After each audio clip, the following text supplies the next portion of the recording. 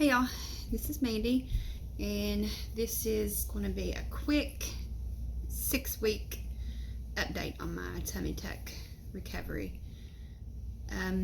Energy is getting better daily.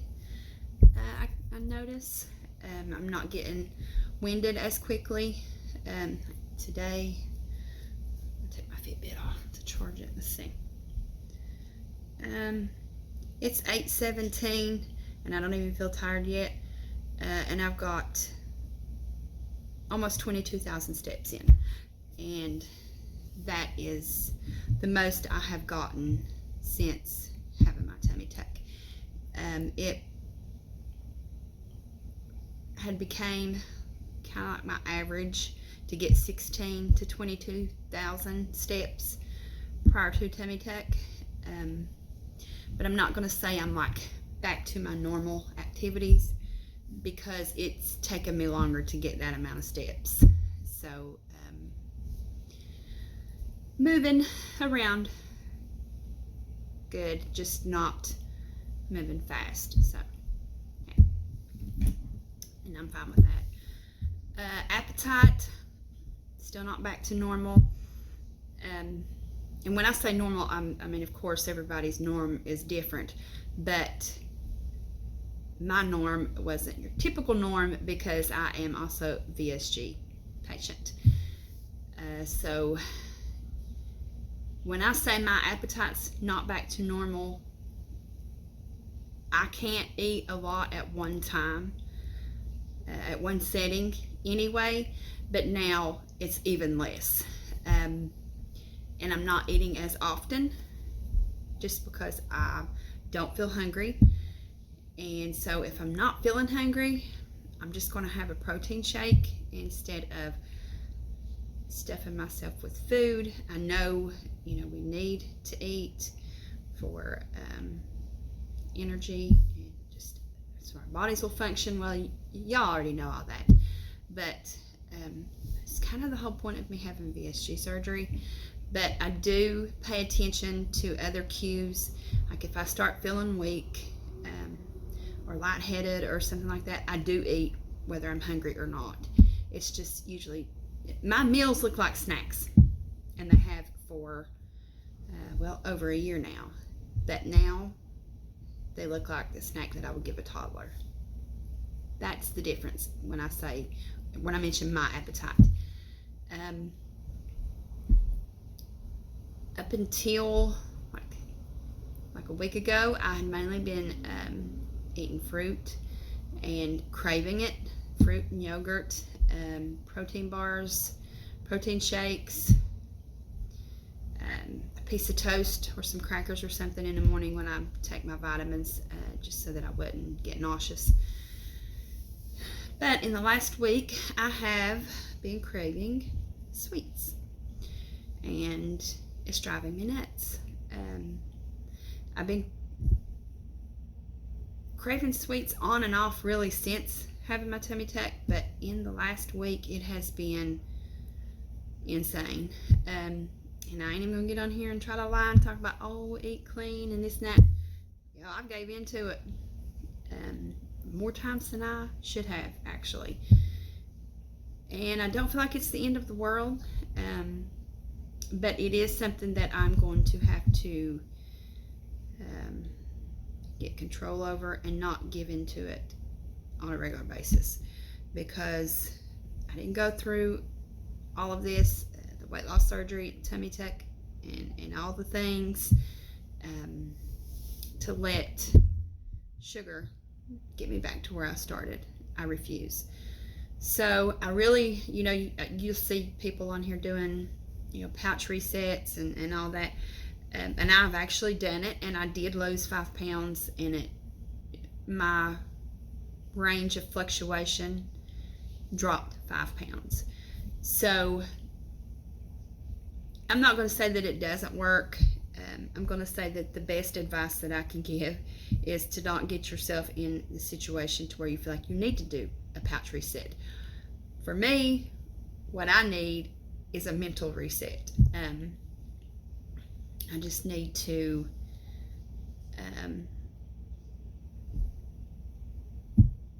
yeah, mentally reset. I mean, I don't know what else to say. Daily remind myself, you know, everything that I've done and how hard I've worked, and that, you know, that piece of pumpkin pie is just not always worth it.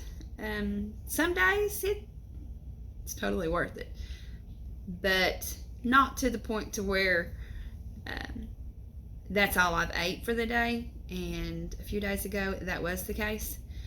I had 2 protein shakes and 2 pieces of pumpkin pie, and that's what my day looked like. And nutrition wise, it was a shit day, but hey, we're all gonna have those days, whether you know, are VSG or not, whether you've had a tummy tuck or not, whether you could be a personal trainer. Personal trainers are still gonna have days where, you know, everything's not gonna be perfect, and that's okay. Just refocus, regroup, and get back in there, and that's what I'm gonna have to do. So I had my appointment with my plastic surgeon, and I have been cleared to start easing back into workouts and lifting light weights. So I'm going to be doing that, and she cleared me for other adult activities that I done cleared myself on, y'all. We did not look.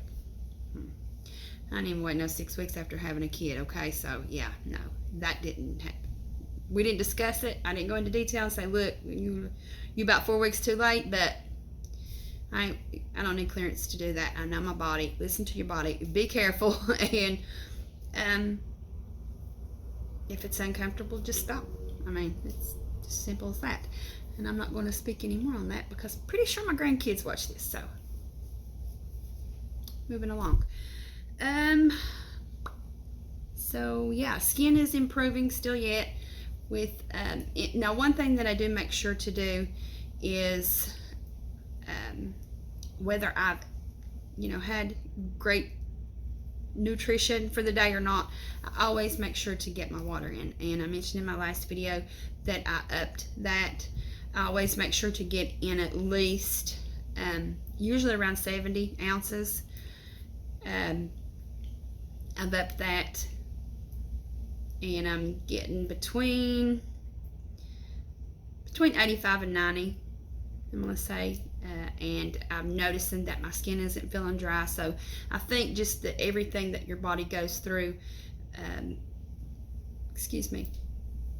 when it's trying to heal from something, a trauma, which is what a surgery is, I think that hydration is needed more, up your norm. And if you start seeing the dry skin and things, and I think that you'll probably see a difference. I mean, I have. My hair even feels and looks better. So if you're experiencing that, and I was applying lotion, moisturizers several times a day, so it wasn't helping. So it wasn't a topical issue with me. It was that I just needed to up my water. So if you're experiencing that, try that, and then come back and let me know in the comments if that did the trick for you.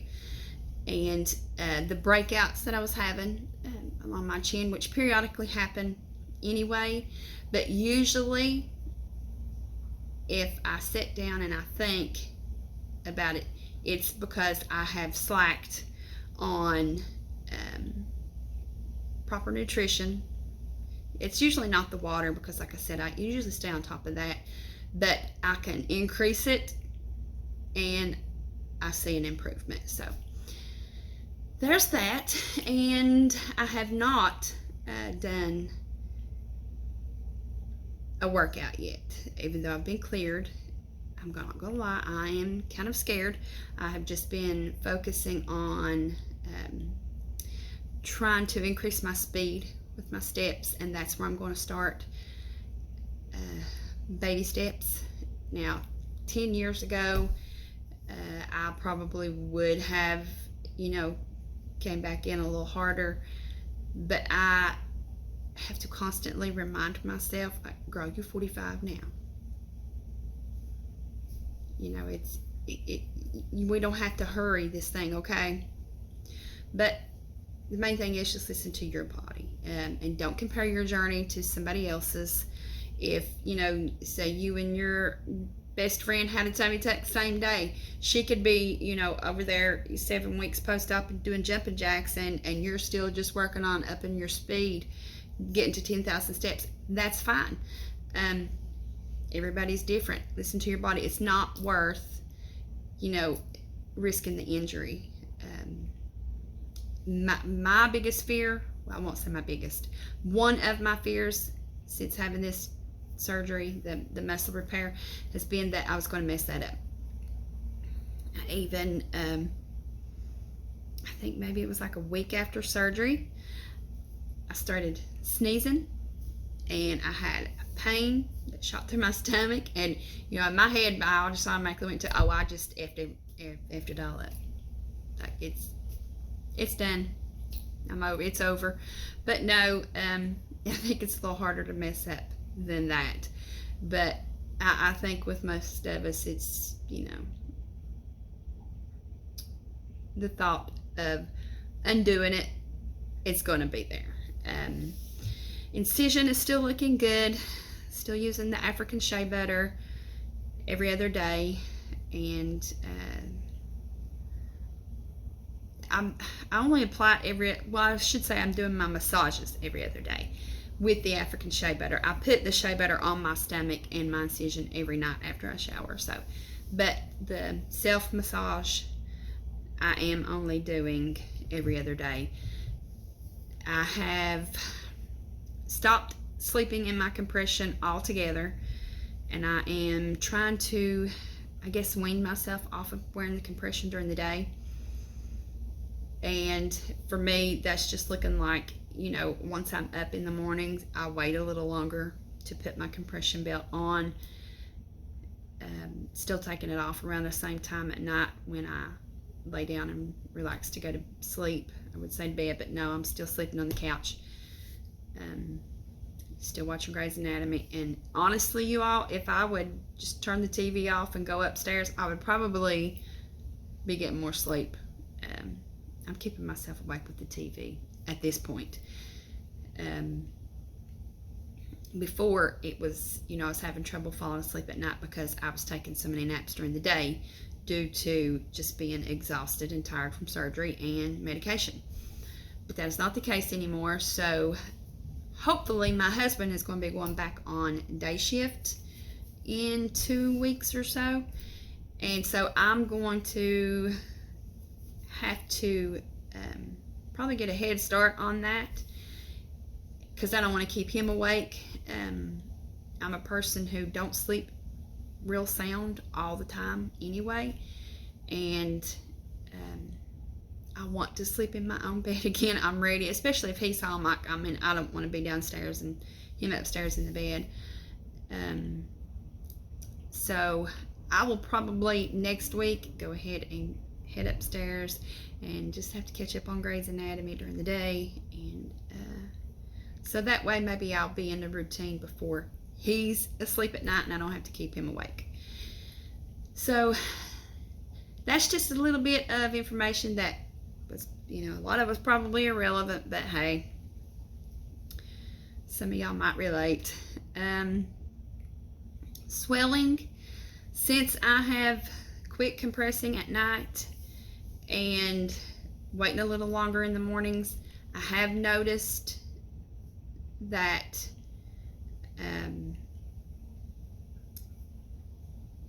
a little more uncomfortable when I wake up to go pee or whatever in the middle of the night, or if I shift to one side or the other, just because that constriction is not there. I can feel it in my gut. But as far as waking up with more swelling, there was one morning is all that I noticed that I was a little more swollen. And I did have, I ate something the night before, and I can't remember what it was now, but it had a little more sodium in it than, chicken noodle soup. And so we all know that has, quite a bit of sodium in it, and so we have to watch with that. And I had crackers with it, so